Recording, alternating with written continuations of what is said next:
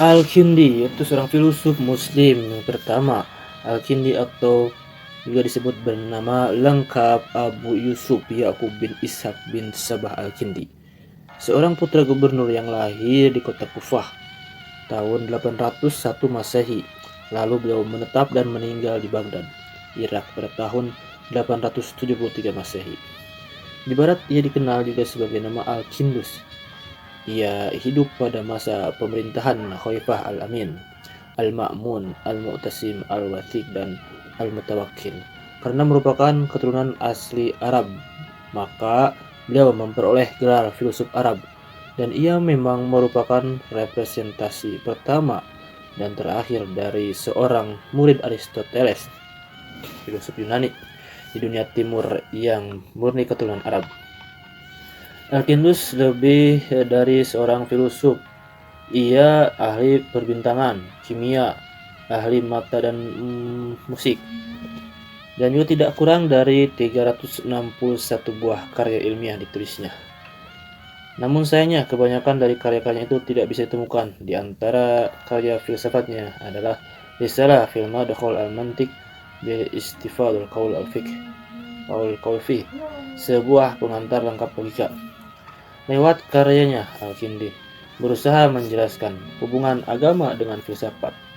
Beliau mengatakan antara filsafat dengan agama tidak akan bertentangan dan tidak perlu dipertentangkan, karena keduanya sama-sama mencari kebenaran. Titik temu pada kebenaran inilah yang kemudian menyebabkan banyak ilmuwan muslim yang lainnya mengkaji pemikiran filsuf Yunani Romawi, sehingga filsuf menjadi salah satu hasil dari bentuk pemikiran ilmuwan muslim yang cemerlang. Kemudian Al-Ghazali, Hujjatul Islam. Imam Ghazali memiliki nama lengkap Abu Hamid bin Muhammad Al-Ghazali At-Tusi, bergelar Hujjatul Islam, yang artinya orang yang memiliki kewenangan otoritas atas Islam.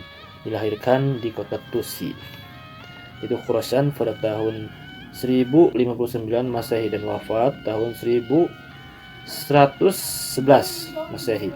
Guru Imam Ghazali adalah Al-Imam Haramain Al-Juwaini, seorang ulama besar dan mengajar di Madrasah An-Nizamiyah, Baghdad, Irak.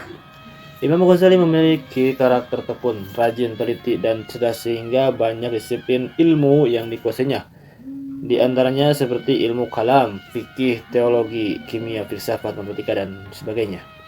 Imam Ghazali berhasil menulis sekitar 200 kitab. Di antara karyanya yang masyhur adalah Tahafutul Falsafah, Kerancuan Filsafah, sebuah kitab yang membahas tentang filsafat Islam. Ihya Ulumuddin, kitab tasawuf yang membahas tentang kaidah dan prinsip dalam mencucikan jiwa, yang membahas tentang penyakit hati, pengobatannya, dan mendidik hati. Dan juga kitab itu merupakan karya yang paling terkenal dari Imam Ghazali. Kemudian Ibnu Mashkaweh, nama lengkapnya Abu Ali Ahmad Ibnu Muhammad Ibnu Mashkaweh. Lahir beliau adalah tempatnya di Iran tahun 932 Masehi, wafatnya tahun 1030 Masehi. Ibnu Mashkaweh merupakan sosok ilmuwan muslim bidang ilmu filsafat akhlak. Menurutnya, akhlak adalah keadaan jiwa seseorang yang mendorongnya melakukan perbuatan-perbuatan tanpa melalui pertimbangan pemikiran-pemikiran yang dahulu. Selama hidupnya, Ibnu Mashkaweh banyak menghasilkan karya tulis yang sangat luar biasa dan mempengaruhi perkembangan ilmu filsafat di kemudian hari. Di antara karya-karyanya itu yaitu Tahdhibul Akhlaq wa Tathhirul A'raf, menjelaskan tentang cara untuk meraih akhlak yang stabil dan perilaku yang lurus. Kemudian Tertibul Sa'adah, menjelaskan tentang politik dan akhlak. Jawidun Al-Khirat, kumpulan syair-syair mutiara dan bijak. Kemudian ilmuwan kimia. Setelah kedokteran, astronomi, filsafat, matematika, ilmuwan muslim dalam bidang kimia memberikan peran besar terhadap peradaban Islam masa Daulah Abbasiyah. Itu adalah Al-Jabir bin Hayyan, dikenal sebagai bapak kimia muslim pertama dunia barat, menyebutkan dengan Jaber. Jabir bin Hayyan bin Abu Al-Kufi dilahirkan di desa Hapus Khurasan. Ia menetap di Kufah pada tahun 776 Masehi. Ia merupakan tokoh besar dalam bidang ilmu kimia pada abad pertengahan. Dalam beberapa riwayat, Jabir bin Hayyan pernah menimba ilmu kepada putra mahkota Daulah Umayyah Khalid bin Yazid bin Muawiyah dan Imam Ja'far Shadiq.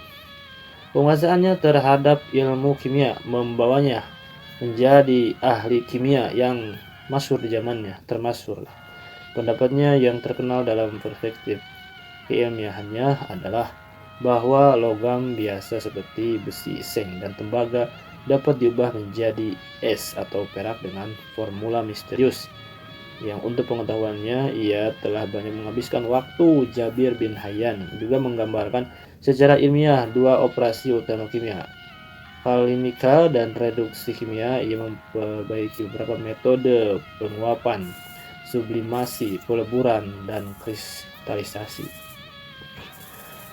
Ada karya-karya yang menggambarkan kecerdasan dan penguasaannya terhadap ilmu kimia seperti Ar-Rahman, buku cinta, At-Tajmi, buku tentang konsentrasi, Al-Zibad Al-Syarqi, air raksa timur. Kemudian ada ilmuwan astronomi, dilahirkan di Khawarizm, Uzbekistan tahun 780 Masehi dengan namanya Muhammad bin Musa Al-Khwarizmi, yang kemudian lebih dikenal dengan Al-Khwarizmi. Ia hidup masa pemerintahan Abdullah Al-Ma'mun, sosok Khalifah Daulah Abbasiyah yang mencintai dan mencurahkan perhatiannya terhadap pengembangan ilmu-ilmu pengetahuan. Beliau ini tokoh utama dalam kajian matematika Arab dan observer bidang astronomi. Sebagai seorang pemikir Islam terbesar, ia telah mempengaruhi pemikiran dalam bidang matematika dan melampaui pemikiran ilmuwan abad pertengahannya dan lainnya, pertengahan lain itu. Peran ia terhadap pengembangan ilmu astronomi dan matematika sangatlah besar. Kemudian menyusun tabel astronomi tertua, ia juga menulis karya tertua tentang aritmatika dan tentang aljabar. Karyanya disebut Al-Mukhtasar fil Hisab Al-Jabar wal Muqabalah. Dan ini memuat tentang cara menghitung melalui penjajakan dan jawaban palsu, rule of false position regular. Pengetahuan matematika yang kemudian disebut barisan Fibonacci, yaitu 1, 2, 3, 5, 8, 13, 21, 3, 4, 5, 5, 8, 9, 144 dan seterusnya. Dengan pola bilangan ini nantinya diperoleh suatu segitiga Pascal dengan penjumlahan bilangan menurut garis lurus.